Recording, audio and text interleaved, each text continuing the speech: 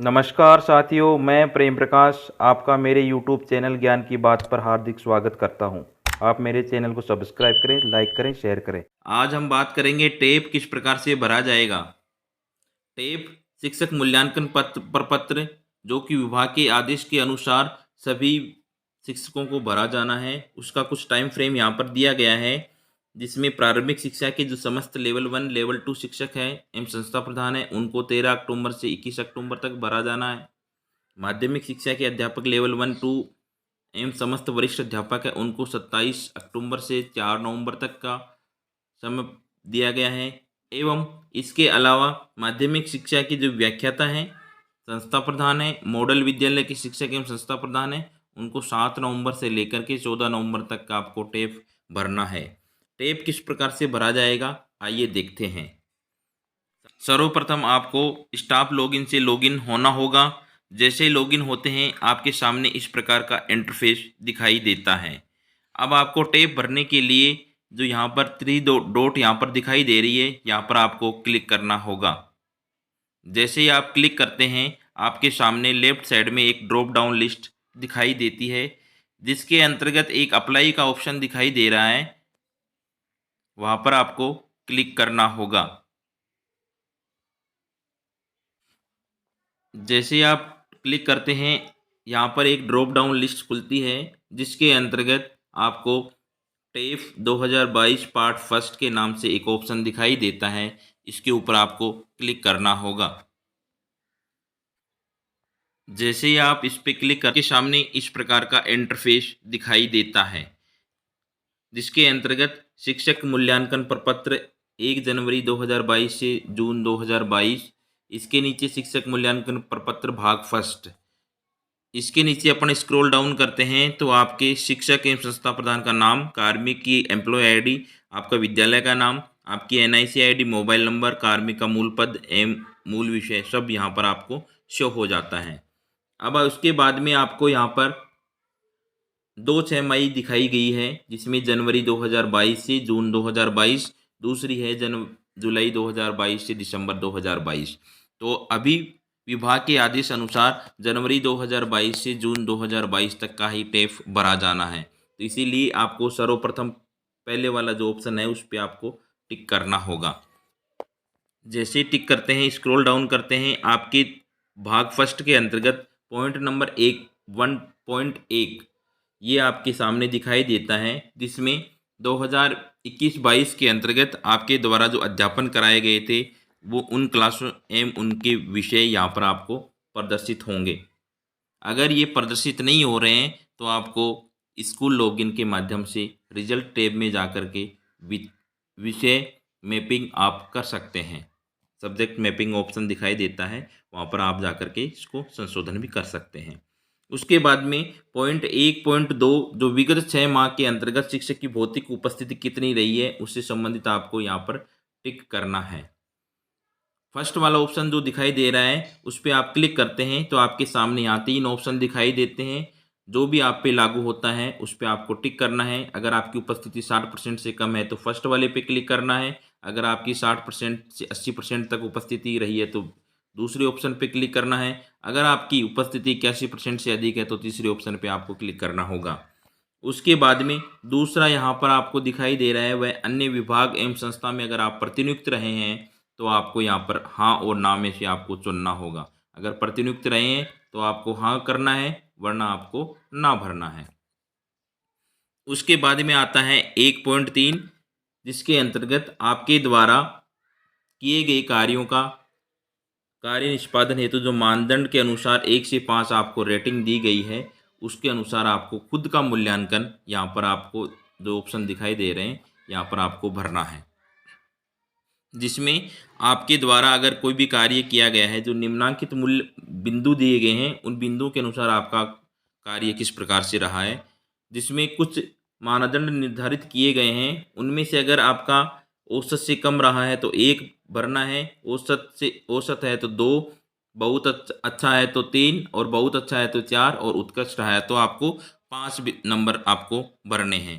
तो इस प्रकार से ये अलग अलग मूल्य निर्धारित किए गए हैं। सूचक निष्पादक सूचक हैं उनको आपको ध्यान में रख कर के यहाँ पढ़ना है, उनको ध्यानपूर्वक समझना है। उसके बाद में यहाँ पर आपको शिक्षक संस्थान के द्वारा स्वयं मूल्यांकन, इस वाले ऑप्शन में आपको अपने अंक भरने हैं। और ये इस प्रकार यहाँ आपको भरना है। और जैसे आप इनको सबको भर देते हैं तो यहाँ पर आपको नीचे योग वाला ऑप्शन दिखाई दे रहा है, यहाँ पर आपको अपने आप यहाँ उन सबका टोटल आपको यहाँ दिखाई देगा।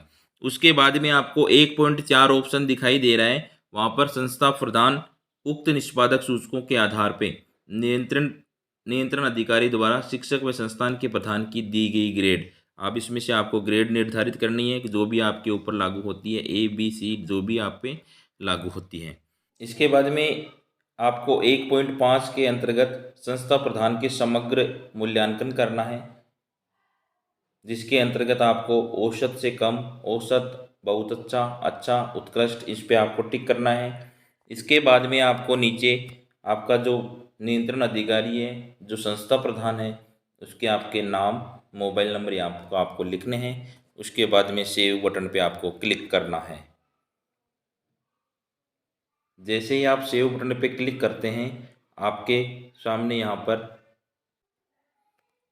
इसके बाद में सेव होने के बाद में आपके यहाँ पार्ट 2 पर क्लिक करना है। जैसे ही आप पार्ट 2 पे क्लिक करते हैं, आपके सामने इस प्रकार 1.6 और 1.7 दो बिंदु यहाँ पर आपको दिखाई देते हैं, जिसके अंतर्गत 1.6 के अंतर्गत आपको शिक्षक संस्था प्रधान के द्वारा शिक्षण कार्य को बेहतर बनाने के लिए महसूस की जाने वाली जो चुनौतियां हैं, उनमें से किन्हीं 3 बेहद कठिन चुनौतियों को घटते क्रम में आपको वरीयता देनी है। वरीयता के अनुसार आपको बॉक्स में बना हुआ है, उसमें आपको क्रम संख्या लिखनी है। जो ये बॉक्स बने हुए हैं, इसमें आपको क्रम संख्या यहाँ पर आपको लिखनी है कि आप सबसे अधिक सर्वाधिक आवश्यकता वाले जो चुनौती है उसको 1 नंबर देना है, उससे कम आवश्यकता वाली को 2 नंबर, और सबसे कम वाली जो उससे छोटी चुनौती है उसको 3 नंबर आपको देने हैं। उसके बाद में 1.7 के अंतर्गत शिक्षक एवं संस्था प्रधान के द्वारा, जो शिक्षक और संस्था प्रधान के द्वारा जिन प्रशिक्षणों की आवश्यकता महसूस की जाती है, उसके बारे में आपको यहाँ पर वही प्रशिक्षण की आवश्यकता है उसको घटते क्रम में आपको वरीयता देनी है। जैसे सर्वाधिक आवश्यकता वाले जो प्रशिक्षण है उसको 1, उससे कम आवश्यकता वाले को प्रशिक्षण को 2, और पुनः उससे भी कम आवश्यकता वाले को 3 नंबर देकर के आपको यहाँ पर लिखना है। उसके बाद में आपको बिंदु संख्या 1.8 के जो शिक्षक संस्था प्रधान के द्वारा स्वयं के कार्य के बारे में योगदान और किए गए योगदान एवं पुरस्कार आदि के बारे में आपको टिक करना है, जिसमें आपको टिक करने के बाद में आप ये जो सबमिट बटन दिखाई दे रहा है उस पर आपको क्लिक करना होगा, और जिसके बाद में आपका भाग 3 दिखाई देता है। जैसे ही आप भाग 3 पे क्लिक करते हैं, आपके सामने यहाँ पर आपके प्रशिक्षण से संबंधित जानकारी यहाँ पे मांगी जाती है। भाग 2 का जो 2.1 है उसके अंतर्गत 1 जनवरी 2022 से 30 जून 2022 तक जिन प्रशिक्षण कार्यालयों में जिसकी भूमिका में आपने भाग लिया है उसका विवरण नीचे दिए गई कॉलम संख्या 5 और 7 में आपको भरना है, जिसमें 5 और 7 में आपको कोड भरने हैं 1 से लेकर के 5 तक। कोई भी कोड जो आप पे लागू होता है वो भरना है।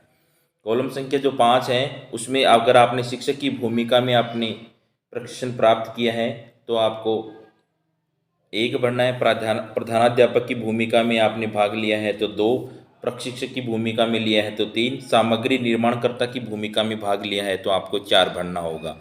इसके अलावा जो कॉलम संख्या 7 है उसके अंतर्गत आपको जो प्रशिक्षण का आयोजन करने वाली जो कार्यशाला का आयोजन करता जो संस्था है उसके बारे में जानकारी मांगी जा रही है। अगर डाइट के माध्यम से करवाया गया तो 1, समग्र शिक्षा है तो 2, और RSCERT के माध्यम से है तो 3, और गैर सरकारी संगठन या अन्य है तो उसमें आपको 4 भरना होगा।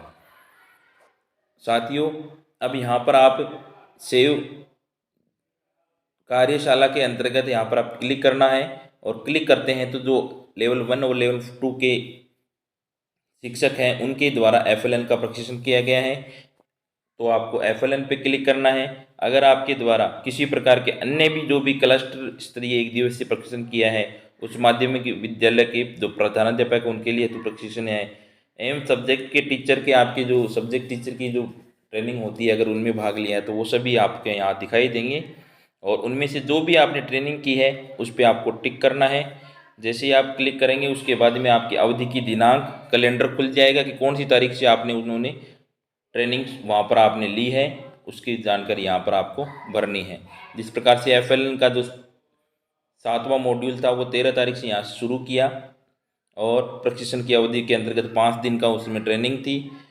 भूमिका के अंतर्गत आपने शिक्षक के रूप में भाग लिया है, इस कारण से एक मुख्य बिंदु क्या है FLN, इसमें आप FLN मॉड्यूल 7 उसके बाद में प्रशिक्षण कार्यशाला का जो आयोजन करता जो संस्था है उसके बारे में आपको भरना है। तो समग्र शिक्षा के लिए आपको 2 भरना है और उसके बाद में प्रशिक्षण उपयोगिता की गुणवत्ता की जो ग्रेड आपको प्राप्त हुई है वो आपको यहाँ भरनी है, A भी भर सकते हो। उसके बाद में सेव बटन दिखाई दे रहा है, वहाँ पे आपको क्लिक करना है और उसके बाद में जब ये सेव हो जाता है उसके बाद में आपको अगला 2.2 पॉइंट बिंदु संख्या 2.2 जिसमें कंप्यूटर प्रशिक्षण प्राप्त किया है हाँ या ना, यहाँ पर आपको अगर प्राप्त किया है तो हाँ, नहीं तो आपको नहीं।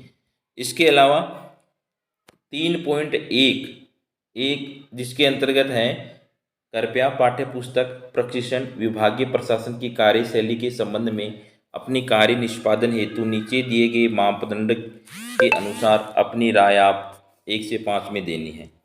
पाठ्य पुस्तक प्रशिक्षण एवं विभागीय प्रशासन है उसकी कार्यशैली किस प्रकार की रही है उसके बारे में आपको 5 रेटिंग मार्क्स आपको यहाँ पे फिल करने हैं। यहाँ पर आपको रेटिंग मार्क्स देने हैं।